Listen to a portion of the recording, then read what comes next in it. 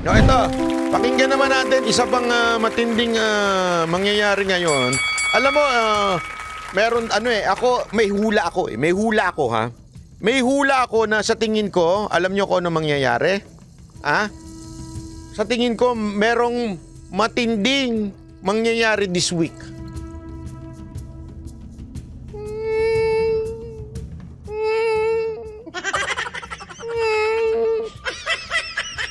Hindi po ako manghuhula, hindi po. Baka isipin ng iba, si Banat Bay, mahilig na rin sa teorya. May sinasabi na siyang... Hindi, feeling ko may mangyayari this week. Kasi alam nyo, ganyan lagi sila eh. Pagka may something na akusasyon sa kanila, may gagawing pasabog ang gobyerno. Pasabog, hindi yung literal na sasabog, ha. Baka akala na naman ng iba dyan, tatanga-tanga kasi mga ensimada vlogger. Ibig sabihin, meron na naman, kasi ganyan lagi nangyayari. Kunwari, may issue tungkol sa akusasyon, patungkol sa drugs, o kaya yung sa PDEA, o kaya yung sa panghuli ng drugs, biglang may lalabas silang video. Lalabas yung video ni Aling, na Aling Sisa, ganun. Every time meron laging lumalabas eh, 'di ba? So ano kaya ang mangyayari this week para po masapawan na naman yung dapat masapawan? Ako, isang feeling ko ito eh. Ito feeling ko na mangyayari, maaring mangyari this week. Kaya abangan po natin ito. Delicate so ito eh. Ito, ha? Papanoorin ninyo. Feeling ko ito yun eh. Ito. Yung hearing tungkol sa gentleman's agreement between China and supposedly former President Duterte, may schedule po ba yun before session adjourns? Yes, we have already, discussed this amongst the House leadership and with the committee chairman involved. So we'll try to ferret out the truth. Kung ano ba talaga, kasi as our president said, he was horrified. So are we, kasi nakaka-disappoint din yan eh. Ito na naman sila oh. Paulit-ulit na ha. Ikaw, speaker, ha, makinig ka. Enero sa gitna silangan, maraming salamat po. Ikaw, speaker, makinig ka na mabuti, ha. Kakasabi lang ng pinsan mo. Di ba? Horrified, blah, blah, blah, blah, blah, blah. Kasi there's a secret agreement. Hindi alam ko ano yung pinagsasabi ng mga nakaraang opisyal. Iba-iba eh. Ganon, di ba? Pati ang China, meron sinasabing ganito eh. Tapos, sumagot ang China. Sumagot ang China. Sabi ng China, walang ganyang agreement, walang secret agreement, walang ganyang agreement. Sumagot na sila ng diretsyo sa Pangulong Marcos. Bakit ganito ka na naman? Ito na naman ang tono mo. Hindi ka nakikinig? Tingnan mo yung tono niya, ha? Sumagot na China, sinasabing walang gentleman's agreement, walang secret agreement. Makinig ka! Tapos ito, sasagot mo. Meron na isang gentleman's agreement. Although, may nagsasabi meron sinasabi wala. So, dapat malaman natin ano ba talaga. At ano ba... Di ka nakikinig?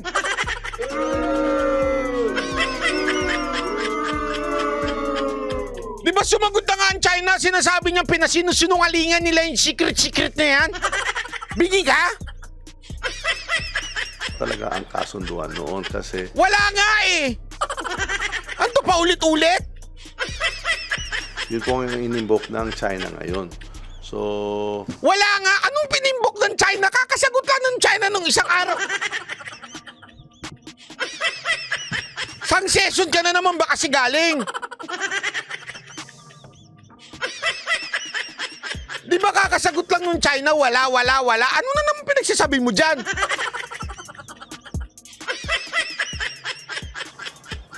Legally speaking, if you ask me as a lawyer, that has no force and effect. However... O yan sabi ni Diego Latigo, yung Okada issue, imbestigahan mo rin. Yung mali-malita na sabi nila, dadala-dala mo daw. Di umano. Di umano ha, di umano. Di ba merong ganyan yung kaso mo, yung merong pinakitang kaso galing sa US na may binanggit yung pangalan mo, may daladala ka daw? Yun ang sagutin mo. Sir, hindi yung sinagot na ng China paulit-ulit, sinabi nila wala. Hindi ko maintindihan eh. Sino pa ba? Sabi ni Panelo, wala. Sabi ni Duterte, wala. Sabi ng China, wala. Ano ba pinagpipilitan mo?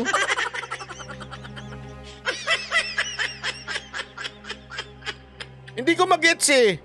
Romualdez, anong pinagpipilitan mo? It has created this row. Diba? Nagkaroon itong issue. So, we have to ferret out the truth. Dapat malaman natin ano talaga nangyayari para hindi Alam na namin! Ikaw lang ang hindi may alam.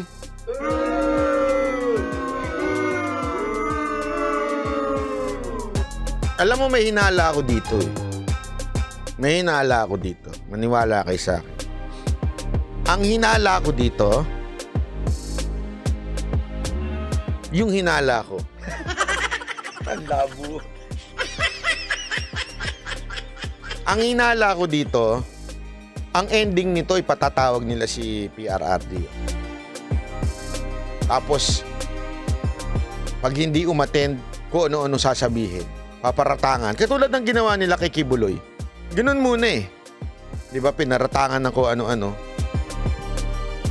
Tatago ka. Anong tawag ni Ontiveros? Pugante. Sigurado ito, patatawag to. Ako, sige lang. Subukan nyo. Subukan yung patawag si Duterte nang magkaalaman tayo. Di ba? Nang magkaalaman tayo kung sino talaga may bayag sa inyo. Ako, gusto ko ipatawag nyo eh. Subukan nyo lang. Tapos, tayong mga maisog, diyan tayo mag-rally sa harapan ng Congress. At pwede ho ba? Wala nang announcement. Huwag natin gagayahin yung ibang vlogger na may announcement pa ng mga teaser video, teaser audio. Nabibisto yung steps natin eh. Matuto tayo kay NATO. Yung biglang sulpot, di ba ganun? Welcome! Ganun. Di ba? Kasi anyway, yung mga vloggers naman ninyo, isang sabi nyo lang eh. Announce nyo to. Alam mo naman yan, una-unahan pa yung mga yan. Alam mo naman yung mga vloggers natin, una-unahan yan eh. Pag wala pa nga sa yan, naka-live na sila eh. Kadarating pa lang ng Davao. Pagdating ng Davao, ito na, andito po tayo sa Davao. Ganito, Una-unahan yan eh. Hindi ko binabanatan yung mga kapwa vloggers natin. Love ko yung mga yan eh. Actually, ginojoke ko nga sila nung nandun kami. Sabi ko, mamaya may awards night tayo. Sinong pinakamaraming live? Kasi yung iba doon di na bumitaw sa live eh. Pagdating pa lang ng Davao, live na sila. Hanggang patulog na sila eh. Nagla-live pa rin eh. Pare, patulog na kami ha. Bukas, kising tayo ha. Sige. Naka-live pa rin eh. Sabi nga ni Jay, sabi nung totoo naman eh. Sabi nga ni Jay, di nga ako nakatulog eh. Hayop yung mga yun eh. Patulog na daw sila sa kwarto, nagla-live pa, magkakatabi. Pansinin nyo, hindi na masyadong nagla-live si Boss Dada at saka si Coach Oli. Pinintasan ko kasi yung dalawa na yun eh. Kayo ha? Baka naman pagdating nyo, kasi di ba mahilig din sila mag-live dati? Ngayon di na sila masyadong nagla-live. Kasi inaasar ko sila eh. Hoy, kayo naman, pag nag-live naman kayo, magkaiba naman, magkalayo naman kayo. Hindi yung nagkakausap kayo, nag-live kayong pareho. Magtabi, isang live na lang sana ginawa ninyo.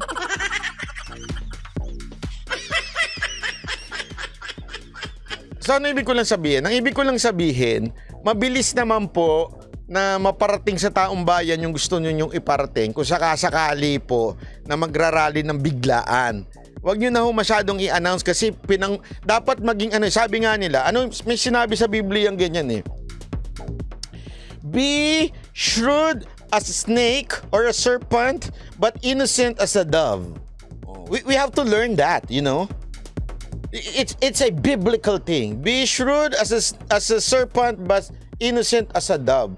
Maging matalino daw. Alam mo yon, maging matalino sa kaparaanan, pero maging inosente pagdating sa sa ating buhay. Walang maibi-blame, ika nga, 'di ba? Yung biglaan lang. Ulit-uli kasi hindi tama. 'Di ba? When there are international agreements, they have to be documented and they have been to be known in the public. Kung may treaty, kailangan ma-ratify pa yan. Kung EO yan, dapat napirma yan ng presidente, may documentation. Ini-invoke yan ng mga kaibigan natin sa China, wala man nating alam dyan. So, we want to ferret out the truth. So, hindi maulit na naman ito. Can you handle the truth? Pelikula yun, di ba? Di ba sa pelikula ganun? You wanna know the truth? Can you handle the truth? Ang problema sa inyo, speaker, you cannot handle the truth. As a matter of fact, you are not hearing the truth. Because meron kayong gustong gawin. Kaya hindi nyo ma-handle yung katotohanan, may gusto kayong gawin.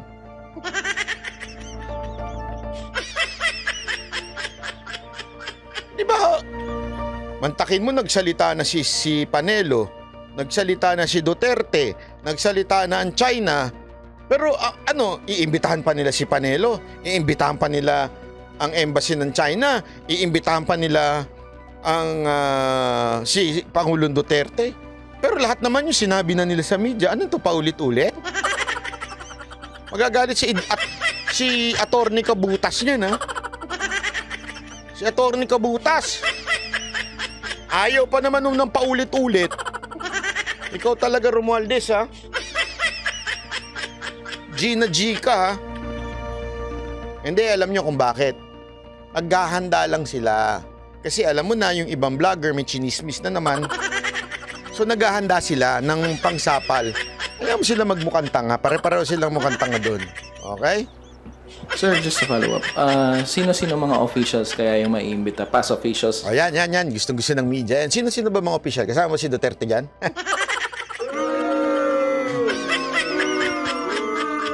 Etong mga media na ito, basta anti-Duterte, talagang present sila lagi, no? Pagka anti-Duterte, present sila lagi, eh. Tama, mali. Di ba? Pero pagka maisog, wala. Isipin mo, ha? Saan ka nakakita? Nakita natin sa video, hinarang ng pulis, hinarang ng mga sasakyan, gamit, lahat hinarang na. Yung rally na yun. That is something big. Big story yan, ha? Breaking news yan. Breaking news na sa SMNI. Breaking news na sa lahat ng vloggers. Pero kayong media, tameme. Ano talaga, bayaran na ba talaga kayo? Inaamin nyo na? Huwag naman masyadong lantaran yung pagiging bayaran sa inyo.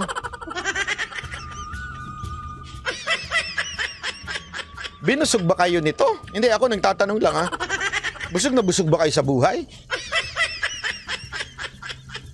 Tila atang busog na busog kayo, kaya tahimik na lang kayo, ha? Of the past officials. Yes. Up to President Duterte, possible, sir? Well, we can start out with the past officials kasi sila din ang dapat ang nag-execute kung may agreement, di dapat siguro yung foreign affairs nila, yung executive secretary, kung may EO, di ba? At saka yung mga nagsalita na meron. Pero yung iba, meron din isang press secretary nagsalita na meron. Yung isa naman, wala naman daw. So, Paulit-ulit, eh. Kanino kayo makikinig? If you are a lawyer, which is, you always say na you are a lawyer, sino ang the best na pakinggan? Representative? O yung mismong tao? Di ba yung tao mismo? Yung representative, O sabihin mo na magkaiba sila si Roque at si Panelo. Nagsalita naman si Duterte eh. Sabi niya wala. Nagsalita rin naman yung kabilang panig. Sabi ng China wala. Pareho sila nagsasabing wala. Ba't ayaw niyo makinig?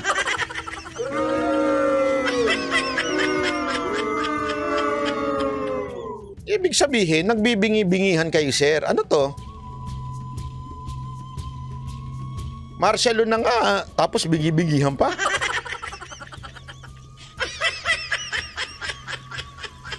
Huwag ganun, sir. Ano ba talaga? Nabubudol-budol na lang. Binudol na nga nila yung China. Ngayon, Sandali. Anong budol? Alam ko, hindi si Pangulong Duterte. Parang kampo niyo yun. nagbubudulan sila dyan sa loob ng, dating kabinete. Hindi, anong budol lang yung ngayon. Kayo ho, nang bubudol, sir eh. Hindi naman ho yun nang bubudol yung kabinete. Anong dating kabinete? Tapos na yun eh. Ang ganda na nangyari. Paano nabudol doon? Ang ganda na nangyari sa bansa natin 6 years ago eh. Diba? Oh. Ang nabudol yung ngayon, walang nangyayari. Pambira tayo, sir. Huwag naman tayo loko-lokohan dito. Naglolokohan tayo eh. Para lang makablame ka eh. Pikon na pikon nga na, sir. Bro. Baka mamaya ha, tawagan nyo na naman si Makagago ha. Makagago! Pasok! Pasok! Pasok!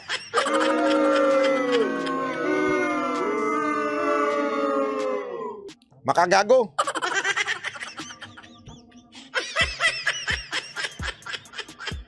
Pwede ba sa susunod pag magpapa-interview ka, maligo ka naman?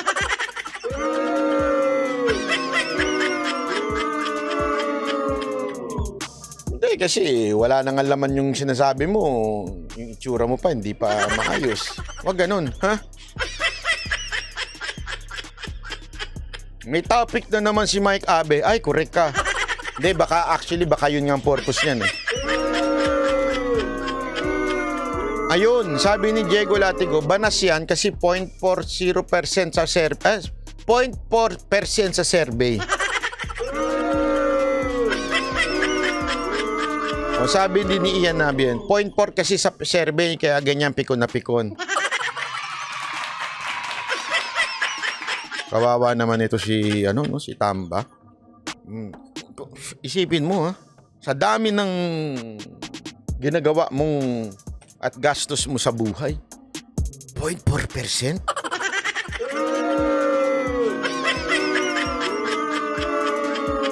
Parang naalala kong 0.4% nun si yung kumakandidatong mga may sintu-sinto.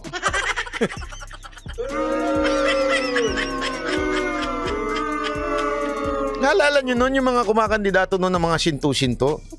Yun nga, 0.7%. Baka nga 1% pa yun eh. Baka may bumuboto pa dun eh. Di ba? Ang bira, oo. 0.8% yung una niyan. Okay. Wag naman yun ang banggitin. Hindi, alam mo, nakakapikon nga naman yun. Mantakin mo, gawin mo na lahat, tas ganyang kababa. Di ba? Sino ba naman ang hindi maiinis sa inyo? Pambira. Pagkatapos ng lahat ng gastusin mo sa buhay. Pambirang buhay, ere, oh. Hindi, isipin mo yun, ha? Kasi kung kayo yun, mantakin mo kung kayo kunwari yun. O, tara, tayo ng mga gago? Magbayad tayo ng mga gago. Para siraan yung kalaban. Tapos, tayo talaga, iangat tayo. O, mantakin mo. Tapos biglang, resulta ng pinamigay natin dyan?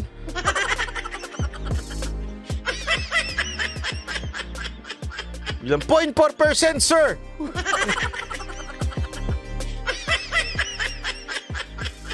Yan ang tinatawag na lapping, di ba? Lapping figure ng ating bansa. Ganyan.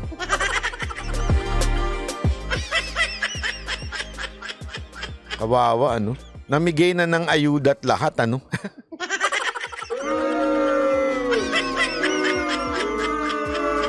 Wala talaga. Walang pag-asa itong bayan na to. Mantakin mo, yan ang Prime Minister natin.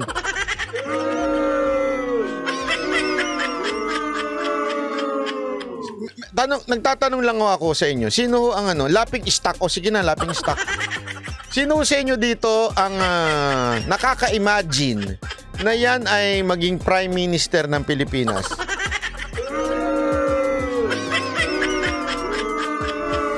Yari tayo doon kung naging Prime Minister yan, ng Pilipinas. Yeah. Dinaig natin ng Malaysia. Alam niyo yung Malaysia na panoorin niyo yan, kasi napanood ko yan yung nag-resign ba yun o nasibak yun o nakulong dahil dun sa Malaysia na yung financier niya na nagpupunta ng Amerika, tapos pag tinatawag nga siyang parang pag nandiyan na yung Malaysia nagpa-party ganon. Yung financier hindi yung Prime Minister. Tapos yung Prime Minister kasangkot pala dun sa korupsyon na yon, kaya natanggal. Naku. Mantakin mo maging ganun. Prime Minister natin, yari tayo. Wala na talaga, bagsak na yung Pilipinas.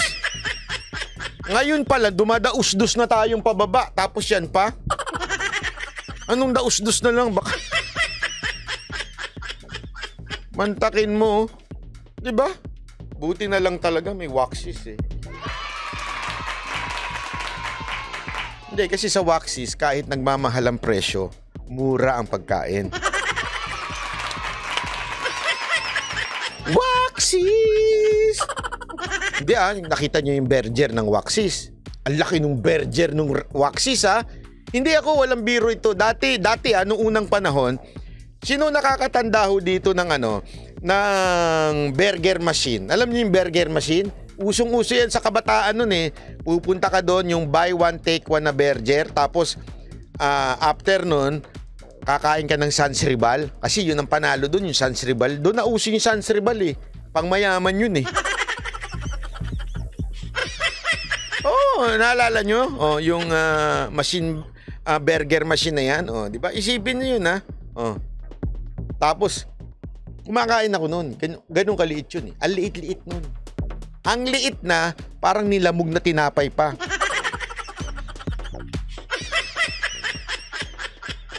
Pero yung buy one take one ng burger sa Waxis, ay grabe.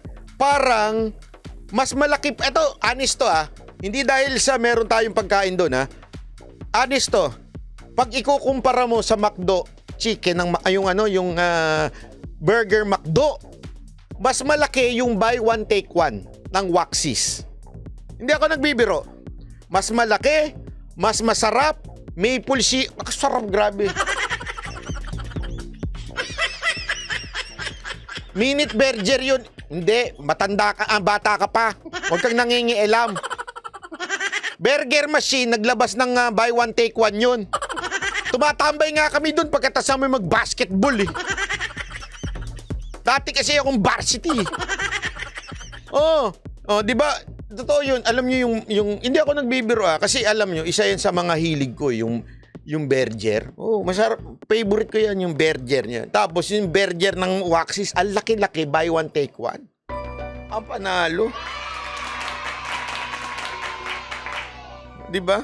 Kaya punta kayo pumunta kayo pag pumunta kayo ng Davao, paglabas nyo, kanan. Pag kanan nyo, makakita nyo na ang laki ng picture ni Waxis.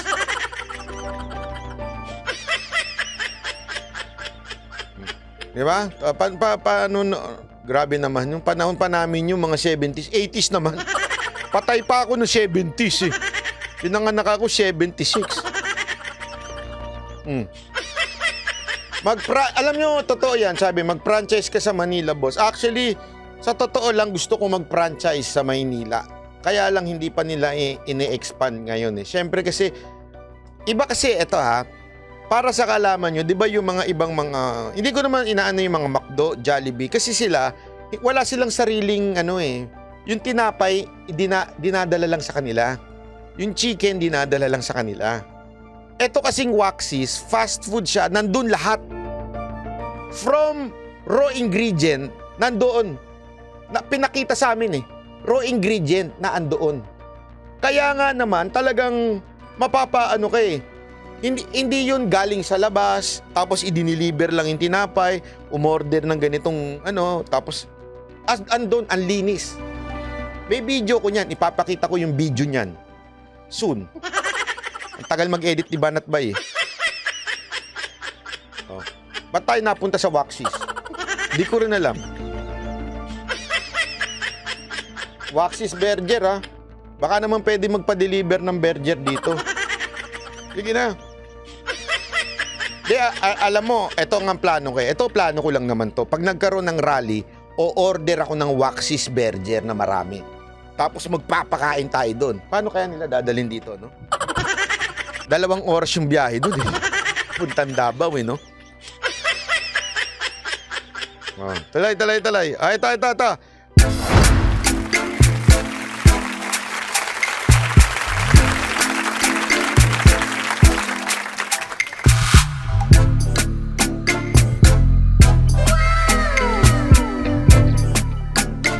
The next performance will start momentarily.